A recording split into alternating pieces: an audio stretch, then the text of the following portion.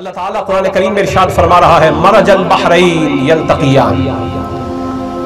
اس نے یعنی اللہ نے دو سمندر بہائے، مرج البحرین یلتقیان،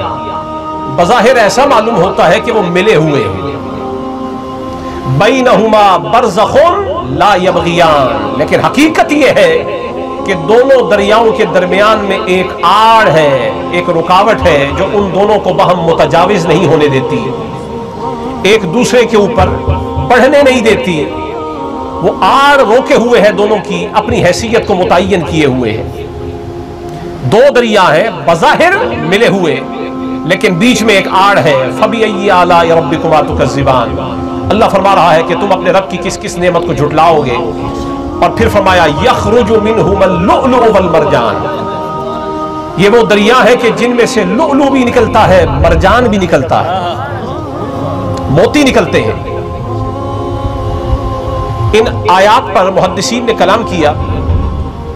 کسی نے کہا کہ وہ جو دو دریا ہیں وہ ایک شرقی دریا ہے، ایک غربی دریا ہے، مشرقی یا مغربی، کسی نے کہا کہ وہ دریا ایک آسمانی دریا ہے بحر السماء، اور کسی نے کہا دوسرا بحر الارض ہے، زمینی دریا ہے۔ لیکن آپ حضرات کے سامنے میں ایک تفسیر وہ پیش کرنا چاہتا ہوں جو عارفوں نے پیش کی ہے، یہ تفسیر در منصور علامہ جلال الدین سیوطی رحمۃ اللہ تعالی علیہ، یہ ان کی ہے، اس کے اندر یہ روایت لے کے آئے، وہ کہتے ہیں اخرج ابن مردوائے، ابن مردوائے نے یہ روایت کی تخریج کی ہے عن انس ابن مالک، انس ابن مالک سے، وعن ابن عباس، اور حضرت ابن عباس سے، فی قولہ مرج البحرین یلتقیان، کہتے ہیں کہ وہ جو دو دریا باہم ملے ہوئے ہیں، نہ وہ شرقی دریا ہے نہ وہ غربی دریا ہے، نہ وہ زمینی دریا ہے نہ وہ آسمانی دریا ہے، وہ جو دو دریا ملے ہوئے ہیں جنہیں اللہ فرما رہا ہے کہ دو دریا ملے ہوئے ہیں، ایک دریا کا نام ہے علی اور دوسرے دریا کا نام ہے فاطمہ۔ پہلا دریا علی کا ہے اور دوسرا دریا فاطمہ کا ہے، یہ دو دریا ہیں جو بظاہر ملے ہوئے ہیں، بینہما برزخ لا یبغیان، ان دونوں کے درمیان ایک آڑ ہے جو ایک دوسرے کی حیثیت پر دوسرے کی حیثیت کو متجاوز نہیں ہونے دیتی۔ علی کی اپنی پہچان ہے، فاطمہ کی اپنی پہچان ہے، دو دریاؤں کا نام علی ہے، فاطمہ ہے، اور ان سے جو موتی نکلتے ہیں، ایک موتی کا نام حسن ہے، ایک موتی کا نام حسین ہے۔ موتی کے بننے کا طریقہ ہے،